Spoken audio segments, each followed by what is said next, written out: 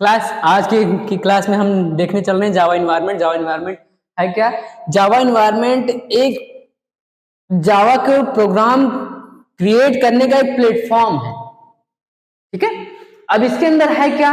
जावा environment होता क्या? ये बहुत सारे टूल्स आपको प्रदान करता है, जिसकी और थाउजेंड्स ऑफ क्लासेस और लाइब्रेरीज भी होती हैं, जिसका इस्तेमाल करके आप जावा के प्रोग्राम्स को डिजाइन कर सकते हो या क्रिएट कर सकते हो। अब इसके अंदर मुख्यतः 3 कंपोनेंट्स आते हैं। वो कौन कौन से कंपोनेंट्स हैं? वो कंपोनेंट्स हैं आपका जेडीके, जेआरई एंड जेवीएम। ये 3 कंपोनेंट मुख्य कंपोनेंट होते हैं जो इसके अंदर आते हैं। ठीक है, आज हम लोग डिस्कस करने चल रहे हैं जेडीके। जेडीके का मतलब होता है Java development kit. Java development kit, kit मतलब होता है बहुत चीजों सारी चीजों का समूह। जावा के प्रोग्राम को डेवलप करने के लिए जितनी भी जिन जिन चीजों की रिक्वायरमेंट होती है हमें, वो सब चीजें जेडीके के अंदर अवेलेबल होती हैं। अब ये क्या होता है? जेडीके होता है जो बहुत सारे कलेक्शन टूल्स का कलेक्शन होता है, बहुत सारे टूल्स का कलेक्शन होता है जो आपकी मदद करते हैं प्रोग्राम को क्रिएट करना और उसको एग्जीक्यूट करना। ठीक है, और उसके साथ साथ अब एग्जीक्यूट करना, क्रिएट करना, तो उसमें 2 चीजें होती हैं। एक होता है कंपाइल करना और रन करना। ठीक है, तो कंपाइल करने के लिए भी और रन करने के लिए भी इसके अंदर टूल्स होते हैं।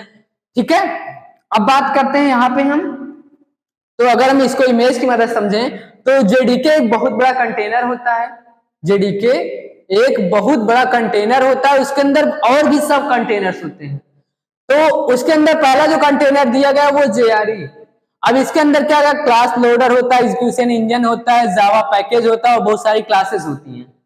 अब ये क्या होता है? जेआरई, क्लास लोडर क्या होता है, एग्जीक्यूशन इंजन क्या होता है, इन सबको हम जब जेआरई पढ़ेंगे तब बताएंगे। ठीक है, और इसी के अंदर जेआरई के अंदर हमारा जेवीएम भी होता है।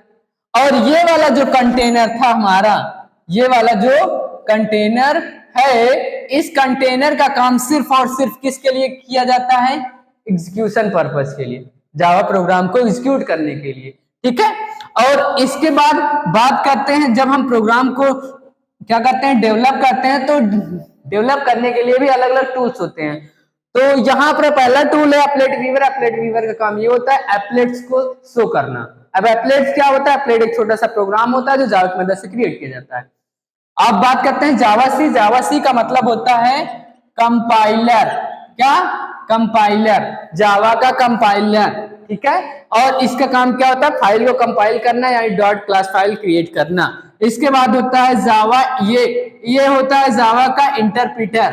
ठीक है, जो बाइट क्लास को एग्जीक्यूटेबल कोड में कन्वर्ट करता है। अब जावा पी होता है, वो क्या होता है? जावा डिसेंबलर होता है। उसका काम ये होता है कि जब हम लोग बात करते हैं 0 और 1, कंप्यूटर समझता है, तो वो कंप्यूटर के अंदर का 0 और 1 फॉर्मेट में एग्जीक्यूट करता है।